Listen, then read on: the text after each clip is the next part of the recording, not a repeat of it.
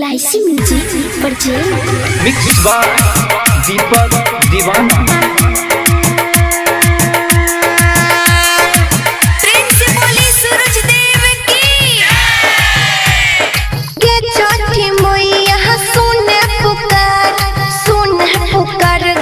सुने पुकार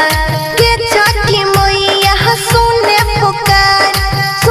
पुकार गे सुने पुकार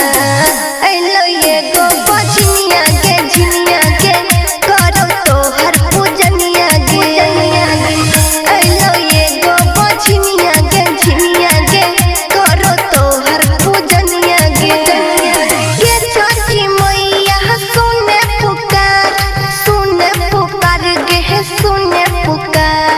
गे छठी मैया सुने पुकार गे सुने पुकार अइलो ये गो बजनिया के झिनिया गे करो तोहर पूजनिया गे अइलो ये गो बजनिया के झिनिया गे करो तोहर पूजनिया गे अइलो ये गो बजनिया के झिनिया गे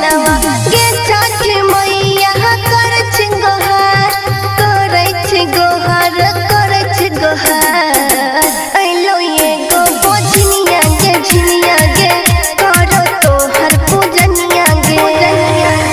अइलो ये गो बजनिया के झिनिया गे करो तोहर पूजनिया गे प्रेम से बोलो छठी मैया की जय। Recording studio Triveniganj Supaul.